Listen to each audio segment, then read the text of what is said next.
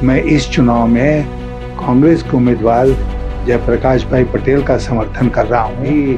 ताकत बची है यहाँ पर हजारीबाग लोकसभा क्षेत्र में, उसका इस्तेमाल मैं कर रहा हूँ जयप्रकाश भाई पटेल के लिए। भारतीय जनता पार्टी ने बहुत घोर अपराध, दिल्ली जाते जाते जयंत सिन्हा का टिकट कट हुआ है। अन्याय के खिलाफ मैं बराबर लड़ा हूँ, इस बार भी अन्याय के खिलाफ लड़ रहा हूँ।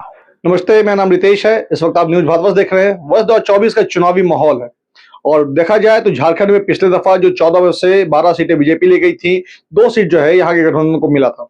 इस बार 2024 का जो चुनाव है, यहाँ पे काफी तरह की अपेक्षाएं जनता से की जा रही हैं कि जनता जो है कुछ बेहतर रिजल्ट दे। ये जो कि खास मेहमान है और पूरे झारखंड के लिए एक अहम हिस्सा ये मायने रखते हैं जनता के बीच में, क्योंकि इन्होंने जितना कुछ काम किया है, काफी बड़े पुरस्कार भी मिले हैं केंद्र सरकार की तरफ से। सर, सबसे पहले हमारे चैनल में आपका सर स्वागत है। धन्यवाद। और सर, जनता आपकी बातों को सुनने के लिए इंतजार कर रही है, क्या कुछ कहना चाहेंगे इस चुनाव को लेकर? देखिए, मैं समस्त भारत के चुनाव की बात नहीं करता हूँ, झारखंड प्रदेश के चुनाव की बात भी नहीं करता हूँ, क्योंकि मैं पिछले कुछ सप्ताहों से यहाँ हजारीबाग में बैठा हूँ और मेरी रुचि हजारीबाग लोकसभा क्षेत्र को लेकर है। और मैंने काफी दिन पहले, कई हफ्ते पहले पत्रकार सम्मेलन बुलाकर इस बात की मैंने घोषणा की थी कि मैं इस चुनाव में कांग्रेस के उम्मीदवार जयप्रकाश भाई पटेल का समर्थन कर रहा हूँ।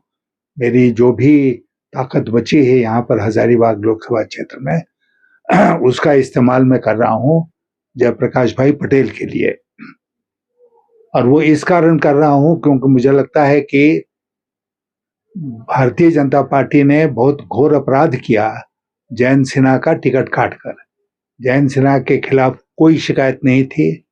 यहाँ पर जो रायशुमारी हुई, उनको 70 से ज्यादा प्रतिशत वोट मिले थे, लेकिन फिर भी पता नहीं क्या हुआ, कौन सा फैक्टर काम किया कि दिल्ली जाते जाते जयंत सिन्हा का टिकट कट गया और एक व्यापारी को उन लोगों ने टिकट यहाँ पर दे दिया, जिसके पास कुछ खास नहीं है, खाली पैसे का जोर है। इसलिए मैं उसका विरोध करता हूँ। अन्याय हुआ है, अन्याय के खिलाफ मैं बराबर लड़ा हूँ, इस बार भी अन्याय के खिलाफ लड़ रहा हूँ। काफी पुरानी राजनीति है आपकी, आपका अंदाजा भी काफी कुछ होगा। क्या लगता है इस बार जो झारखंड में सीटें आएंगी उसका असर क्या नजारा है? देखिए, मैंने कोई घूमकर इसका कोई आकलन नहीं किया है, लेकिन आप ही लोग जैसे जो चैनल्स हैं देश भर के, वो इस बार ये कह रहे हैं, और जो जानकार लोग हैं वो ये कह रहे हैं कि इस बार भाजपा को बहुमत नहीं मिलने जा रहा है। 272 बहुमत का आंकड़ा है लोकसभा में, उससे बहुत पीछे भारतीय जनता पार्टी रह जाएगी और इसलिए भारतीय जनता पार्टी की सरकार भी नहीं बनेगी, मोदी जी प्रधानमंत्री नहीं रहेंगे और इंडिया गठबंधन इस बार सरकार बनाएगी केंद्र में। सर, जैसे कि बीजेपी कह रही है 400 पार आएगा, वहीं विपक्ष इस पे जो है लगातार वार कर रहा है कि यदि 400 पार आता है संविधान बदलने की बात है। जनता काफी सर इससे कंफ्यूज है। मैं ये चाहूंगा सर, जनता को आप हमारे चैनल के माध्यम से चीज को सर क्लियर करें कि क्या कुछ मामला है संविधान को लेकर। मैं आपको कुछ उदाहरण दूंगा कि हर चुनाव में भारतीय जनता पार्टी बड़बोल पने का सहारा लेती है और घोषणा करती है कि हम इतने सीट जीतेंगे। हम लोग झारखंड में बैठे हैं, झारखंड विधानसभा का जब चुनाव हो रहा था तो उस समय भारतीय जनता पार्टी का नारा था, अब की बार 65 पार। 82 का यहाँ सदन है, 65 पार। कितना मिला? 25। जब बंगाल का चुनाव हुआ तो वहां भारतीय जनता पार्टी का नारा था, अब की बार 200 पार। 77 पर अटक गए, लेकिन नारा दिया 200 पार। कर्नाटका के चुनाव हो रहा था, अमित शाह का खुद का इंटरव्यू है जिसमें उन्होंने कहा कि जो आधा है सीटों का, आधा नंबर, उससे 13 ज्यादा मिलेगा। इतने स्पष्ट थे कि 13 ज्यादा मिलेगा। हार गए चुनाव, सरकार नहीं बनी भारतीय जनता पार्टी की, उस आंकड़े से बहुत पीछे। तो 400 किसी भी भारतीय जनता पार्टी के नेता ने, चाहे उसमें प्रधानमंत्री मोदी हो या अमित शाह हो या नड्डा हो या कोई भी हो, किसी ने कभी बताया है मीडिया को, या मीडिया ने उनसे कभी सवाल पूछा कि भाई ये 400 सीट जो है ये कहां से आएगा? आपके पास 303 सीट है, तो 97 सीट आपको कहां से मिलने वाला है? साफ है गणित ना, कि हिमाचल में जितनी सीटें हैं सब आप जीते हुए हैं, राजस्थान में सब जीते हुए हैं, गुजरात में सब जीते हुए हैं, उत्तर प्रदेश में लगभग सब जीते हुए हैं, बिहार में बहुत अच्छा आपने किया, 18 बंगाल में जीते हुए हैं, मध्य प्रदेश में सब जीते हैं, छत्तीसगढ़ में सब जीते हैं, तो वहां तो गुंजाइश है नहीं। आप ऑलरेडी सीलिंग में जाकर सट गए हैं, अब कोई ऊपर उसके स्पेस नहीं बचा है, तो कहाँ सीटें मिलेंगी आपको? तमिलनाडु में मिलने जा रही है, केरल में मिलने जा रही है, कहाँ मिलने? तेलंगाना में मिलने जा रही है, उड़ीसा में मिलने जा रही है, पश्चिम बंगाल में मिलने, कहाँ मिलने जा रही हैं सीटें? तो इसीलिए ये टोटल बकवास है, जुमले के अलावा कुछ नहीं। अब की बात 400 पार, अगली बार आपकी बात हो किसी भी भारतीय जनता पार्टी के नेता के साथ प्रदेश में चाहे देश में, उनसे पूछिए, इस तरह हमको समझा दीजिए कि ये गणित कैसे है 400 पार का, समझा दीजिए, तो फिर हम लोग इसको मानेंगे। लेकिन नारा देना, खाली नारा दे देना, उसके बाद कोई पूछ नहीं जाता है मीडिया का। 400 पार नहीं होगा तो कितने मीडिया के लोग जाकर पूछेंगे मोदी से और अमित शाह से कि भाई 400 पार नहीं हुआ, तो बताइए क्यों नहीं हुआ? तो ये बिल्कुल जुमला है और कुछ नहीं है।